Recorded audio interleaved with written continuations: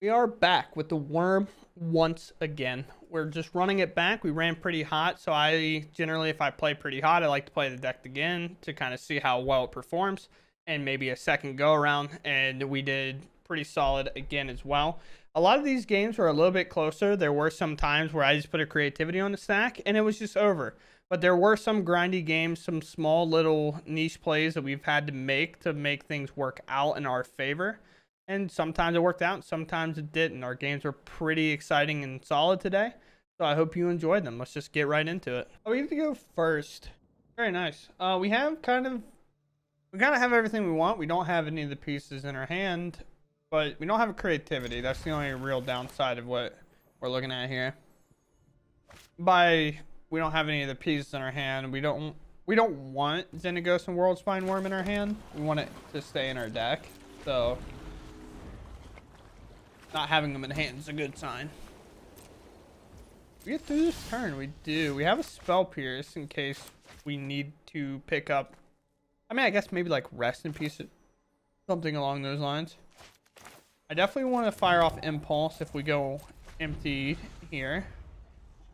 We have a big score, so we're trying to dig. This screams Angels to me. Invasion. Okay. This is one of the pieces we'll Spell Pierce.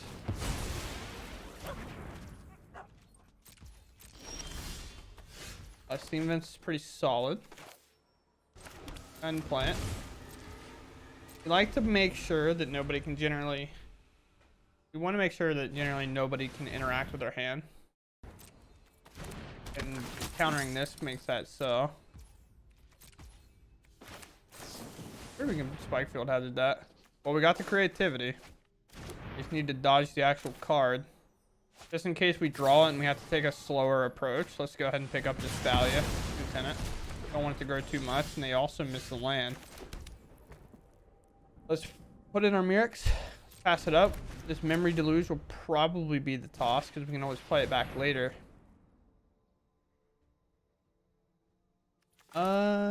Yeah. Do this now.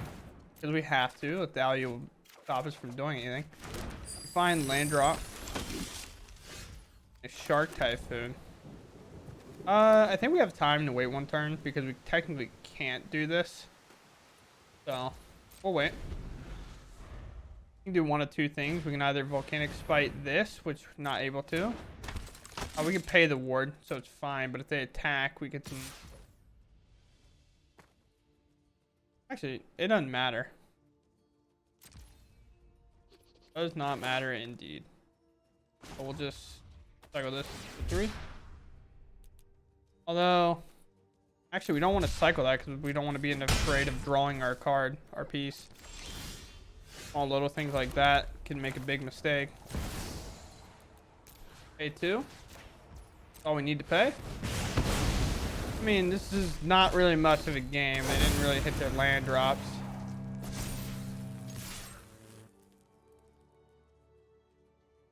We'll do this and we'll attack for 30.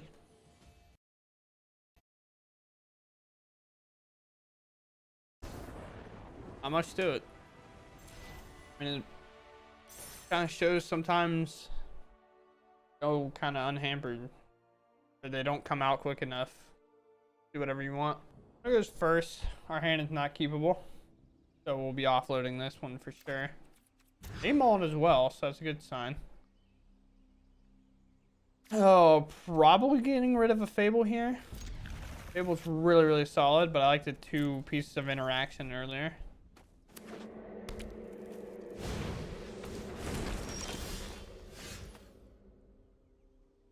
I don't have a whole lot to do. We'll play this tapped. We can play a Mirrex. Hold up everything. A Fable Passage crack here is a good sign for us. They only have 1 mana. Make this Sphere might come in clutch. We don't care about this 1/1. These 5/5s will be kind of annoyance though, for sure. But hopefully we can counter one here, play a Fable and establish, put a Memory Deluge on the stack. Then the Fable token can actually attack and do anything it really wants to. Another land entering tapped. Oh,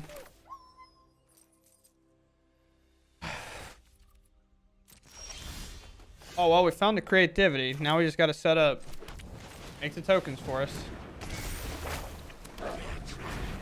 Unless we don't really have to find much else now. 6-4, not enough. Holding back, this can block. What do I want to pitch here? I'll let the Memory Deluge go.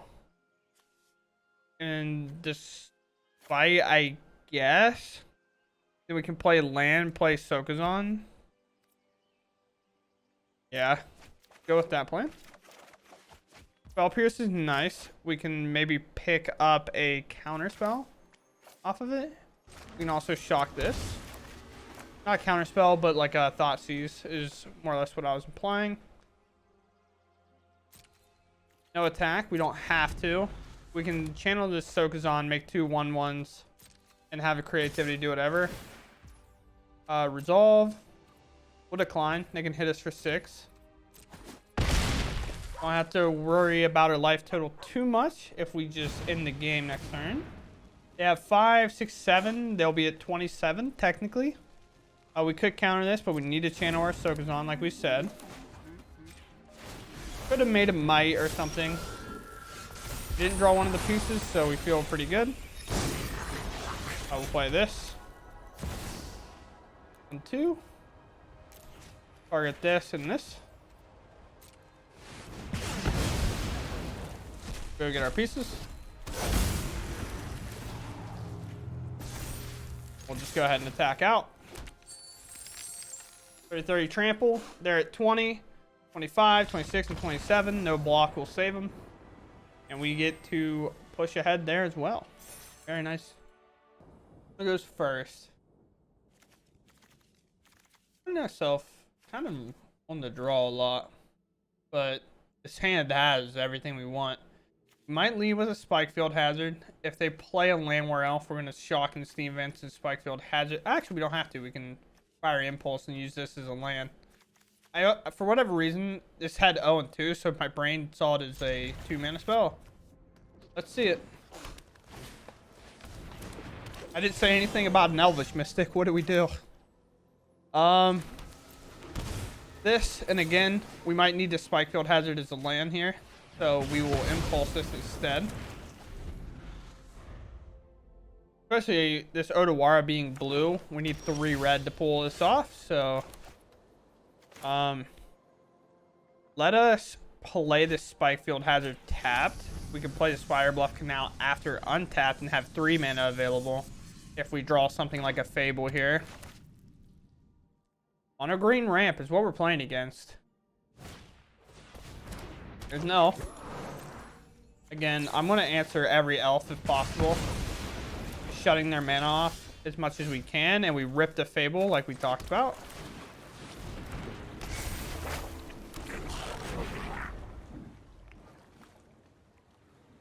Just need a turn extra here. Maybe they'll interact with this. Downside is maybe like our Karn's pretty bad for us. Willow Haven. No grievances there. We're going to actually decline this because we don't want to draw any of our pieces. We'll play this. We'll hold up an Odawara in case they play a Karn and maybe play some spell to interact with us. They get access to things like Grafdigger's Cage and things that doesn't allow things to enter from library. Actually, Cage doesn't work against this. Yeah, so if you ever find yourself playing against a Karn and they grab a Grafdigger's Cage, do not concede. So Grafdigger's Cage says things can't enter the battlefield from the library or graveyard. Indomitable Creativity, when it pulls them from the library, actually puts them in exile. As you can see, reveal cards, exiles that card. So they enter from exile, and Grafdigger's Cage does not hinder that at all. So big score. Hoping not to hit. We could just not do this. But we will. There's a reason for this. There's a reason we're doing this. 1, 2, 3. So we're gonna do 3 here.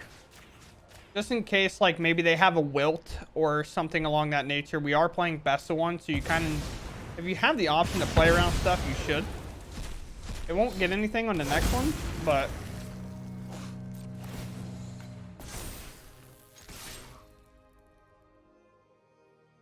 you should always play around anything that might be able to spot remove something. Like, obviously our creature was pretty safe to target, but the treasure was not, so we want to double target and do that just in case anything fishy can happen. Get to go first. I have the World Spine Worm in my hand again. That silly little goose. We'll keep. I have a Storm Carve tapped on turn 1, and then maybe a Steam Vent so we could play. Actually, we just play Steam Vents. We can play this untapped later. We'll play this on the red side. A lot of times I operate and I'm with these flip lands. I'm like, yeah, I should wait on the flip lands to see what mana I need in order to cast my hand. With this deck, it's just like, it's going to be red. It's always red for the most part. So you don't have to necessarily dwell on these too much. Sure. I'm playing Elvish Mystic to play early collected companies, which I like. Do I just cycle this, or do I actually just fire this? Actually, I can just do this, and then we can put our World Spine Worm on bottom. It's kind of the same here. Fable's a good draw, and we remove the Mana Dork in case they're missing lands. Now, of course, I want to play a Fable, but I think having Make Disappear here is more important, especially whenever I can Memory Deluge. So if they play land and try to slam a collected company, I have to interact with it. This is also equally as important. Well, actually, is it? I don't think so. I think this 1/3/3 is not going to be that big of a deal. I think I'd rather Memory Deluge.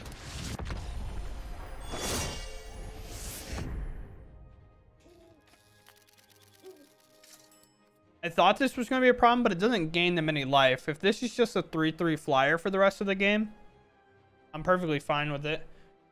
For Splendid Angel, we'd probably have to deal with. Or, for Splendid Angel.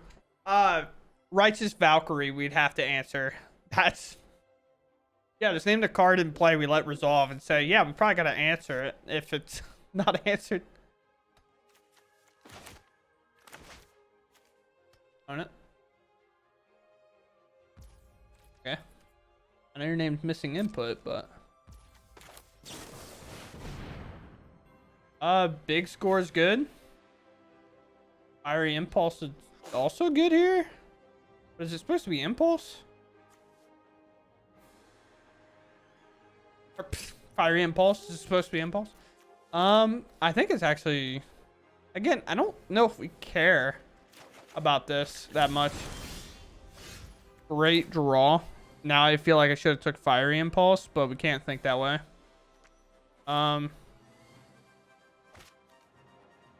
Red. Player Fable. In holding our Make Disappear, also having an Impulse. Impulse is such a nice addition in this deck when it came out, because it allows you to look at your combo pieces and leave them and put them to the bottom, so you know you never have to worry about them again. We're not guaranteed to hit creativity, so we'll Make Disappear this. Again, that's the one we said's the problem. So we have to deal with it. We lose our token. That's fine. We have the Big Score to bring it back around. Spell Pierce, not necessarily great in this matchup. And Shark Typhoon's not going to be fantastic here either.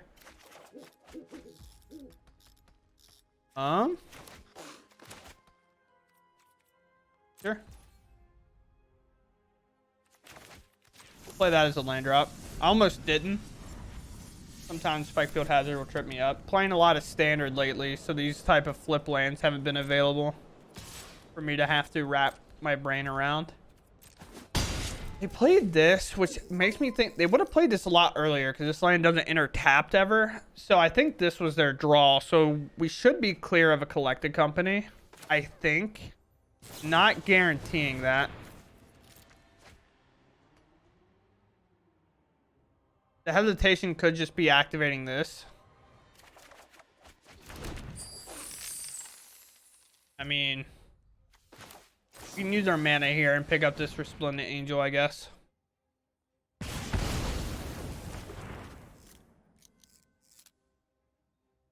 We can be a little bit looser on this treasure because we'll have this flip.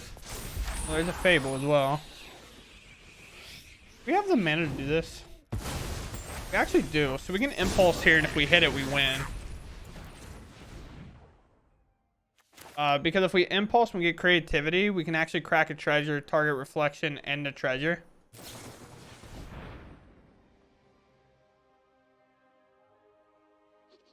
Don't find it, but we find another big score, which feels pretty good, I think.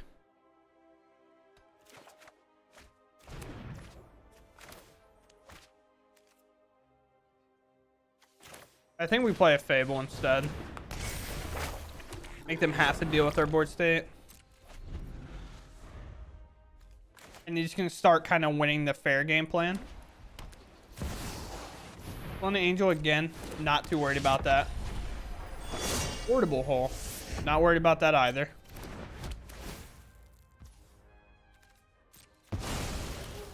We need to hold this in case our big score needs to discard it. And it's only 1 mana. We have quite a lot on us here, so we're fine. Wait, make this Fear as a fine pickup. Although it doesn't really counter it now. I think I have to decline this. Big score is just going to be better. Make this appear might be important. I can make a token with Mirrex and casualty this. So Fiery Impulse is actually the only one I can probably get rid of here. Let's see. Hit another Fable. Okay. Did I do both of this? If I do this, it makes a treasure and has to sack it to that, so I can't play that. We can big score, but I think we just hold. In worst case scenario, we just slam the Memory Deluge. Actually, and just look at the top 7, which is almost guaranteed to look, you would think. We're almost through half our deck to find. Activate here. We could stop this, but I'm not going to. Again, if they're taking their turns off to do this, I'm perfectly fine with it. They'll make a 4/4, I guess. Let's do this. There's creativity. We just need to not hit the other spell. We need not hit one of them, and we don't.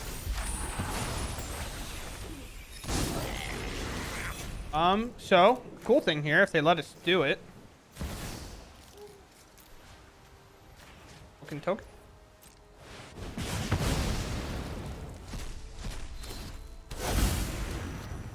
This was not a legendary.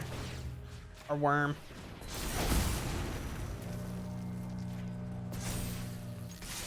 Let's go. We got to do the cool thing. We got to have a reflection copy of World Spine Worm. Let's go.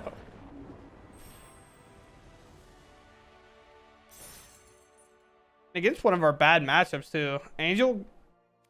Obviously, if you get to do the reflection, copy this, their life total gets a little bit easier to manage. But with how much life they can gain so quickly, like they were at 29 with this back as a blocker, and this would only have killed them by 1. If they would have gotten anything else to kind of stick through, they actually probably win this game very easily, actually. Who goes first? We have a decent hand. We have a lot of looks to kind of fix out what we want. And we have 1 spot removal spell that also draws, so blue-red, we might be in the mirror, and that's scary. I haven't played against blue-red at all. I think we're in the mirror. This is not a fun time. But I have a creativity. But they could have a make this appear. There's a lot that could happen here. Let's just go. If they fire off an impulse, I'm pretty sure we can just assume that that's what we're against. Yep. There it goes.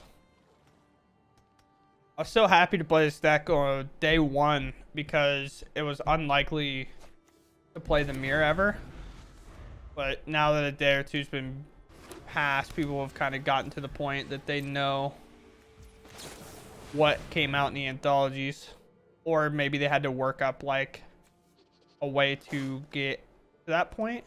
We'll take this, make this appear. If we can stagger a big score, we will. So here we can't tap out. Can play this, because worst case scenario, they do nothing. Well, if they do nothing, I still have to hold up this, make this appear. Downside of being like on the draw is you have to be the one that counters the spell and then does it in response, hopefully. Like does it after. Being patient. If they play a big score on my end step this coming turn, I will, like, I'm not going to do anything crazy. I'm not going to play Fable. I'm not going to play Impulse there because I don't want to give them an opportunity to jam it. But here we're going to wait. We have Impulse. They big score here, we make disappear.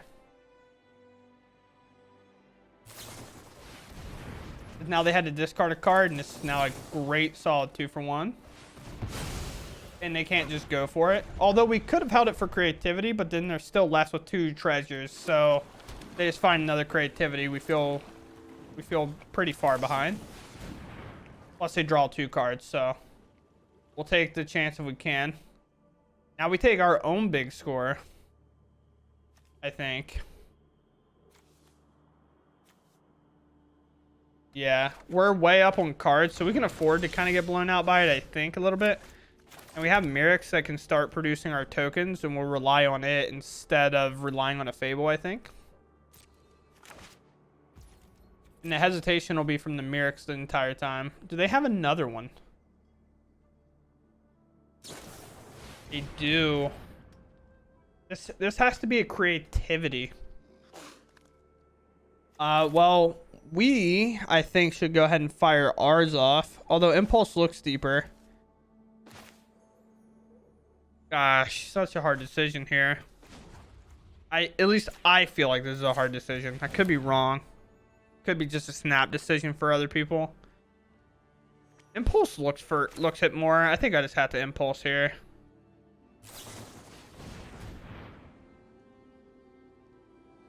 Well, I guess we'll load up on second creativity. In case this is just a negate.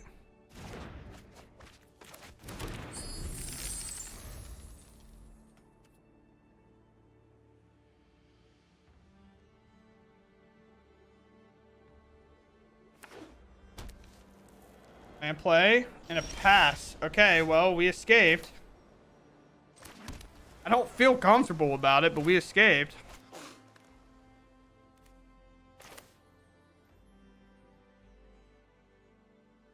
We can hold off on this because if they play and make this appear, we can pay for it.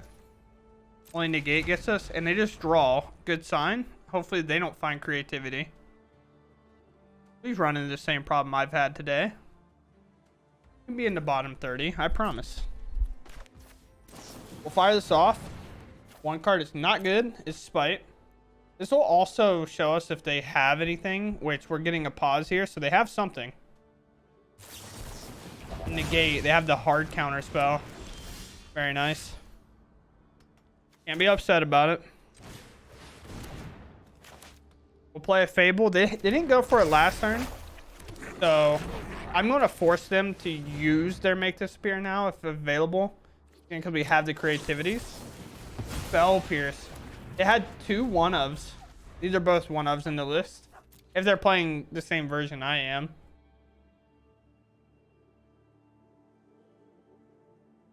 And also, I guess I'm not guaranteeing this is the World Spine Worm version. It's just the one I enjoy playing.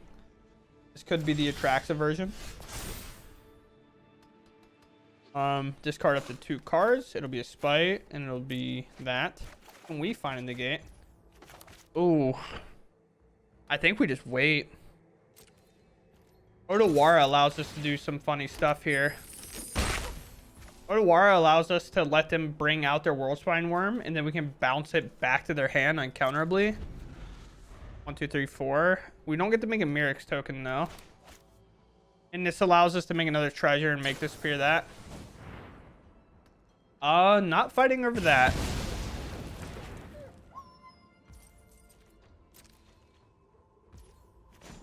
Let's play the fair deck.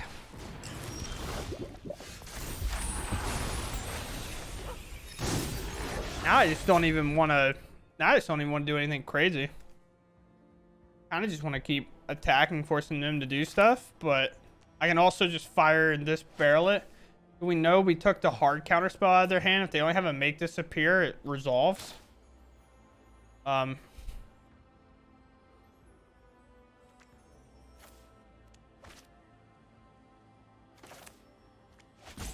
I think we wait one more turn. Attack. I think we're so vulnerable to spot removal there. I want to put a creativity on the stack. Hopefully we draw a land with 2 Myrics tokens.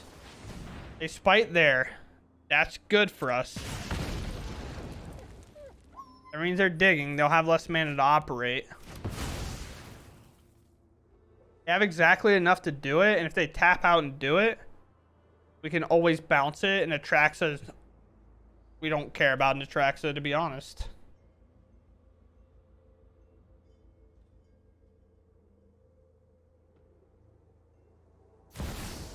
Alright, creativity. Again, we let this resolve.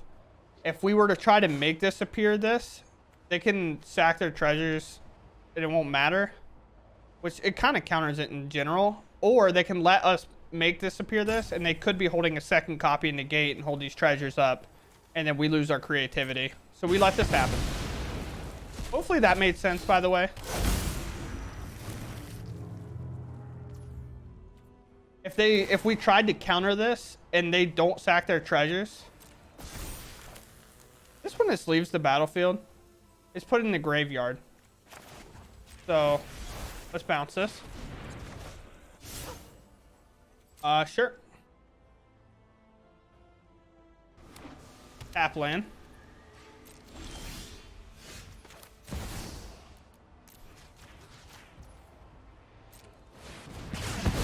I will do it as well. So I'm going to explain it again just in case in the heat of the moment I explained it really poorly.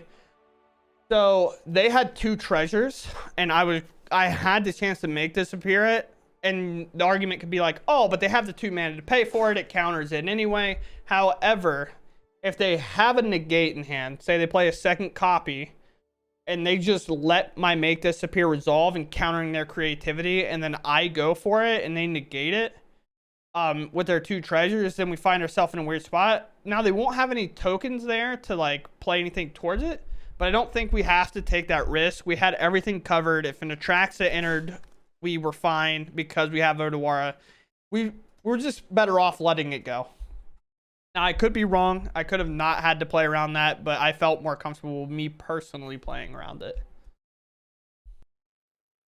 All right, post-game wrap-up. This game has gotten a lot more fun for me. I enjoyed playing this deck so much, me personally. It's one of my favorite like archetypes in Pioneer anyway. Again, as I said in the previous video, I love playing the one-shot cannon that is Worldspine Worm. We do sometimes lose the variance, but other than that, if we've hit creativity, I think we saw the top half of our deck a couple of times and never found a creativity. But we lost a lot of games that if we drew a creativity, we actually win, which means like we will lose those. Of course, variance is a thing in Magic, and if you can't deal with it, it's kind of hard to play a deck like this because you'll find yourself drawing a Worldspine Worm at the wrong time or a Xenagos at the wrong time, or never finding creativity when you need it, and you will just lose those games. It happens sometimes. It's a thing you have to deal with when you play this deck, and it doesn't matter how many cards you look at. Technically, variance can put all 4 creativities as the bottom 4 cards of your deck, so you just have to try to play through that and get through it, and maybe play more of a fair game and value playing the fair game a lot more than the one-shot cannon game. We had a lot of close ones. We did get blown out in a couple of games. Some aggro kind of came in and just took us out back and let us know what's up. Other than that, I love playing the deck. I think it's very enjoyable. If you want to play a deck that you can kind of get some quick games in with, this is a pretty good choice. Some games will run long. You do have to play the fair games hand sometimes. Blue-white's pretty tough if they're playing the counter spell version, just because trying to get a creativity to resolve through some of that when you're only running the 5 counter spells that aren't, you're running 4 soft counter spells and 1 hard counter spell. So it is a little bit hard to get it to kind of come through. You can bait them with something like a big score. Sometimes they value getting that 2-for-1 very highly. So if you've resolved one earlier, you fire off a second one, they'll definitely counter it most of the time. But if they don't, you can play other things like maybe get this Shark Typhoon to resolve or cycle it and hit them with a 4-4 until they have to answer it, and then you can go for it then. And you will have a lot of spot removal in that matchup that makes it pretty tough. Other than that, I felt pretty confident in most of our games today, and I felt like most of them were winnable. Besides, I think we played against Angels once, or well, we played it a couple times, but one of our matchups against Angels, they just played a Bishop of Wings and then just slammed us from there. They were above 30, so even if we did it, they didn't even have to block, and then we were dead on the backswing. So probably won't make it because we didn't really do a lot. We just kind of died to a collected company. But we had a lot of close games, a lot of fun games, and I hope you enjoyed them. We'll see you around in the next one.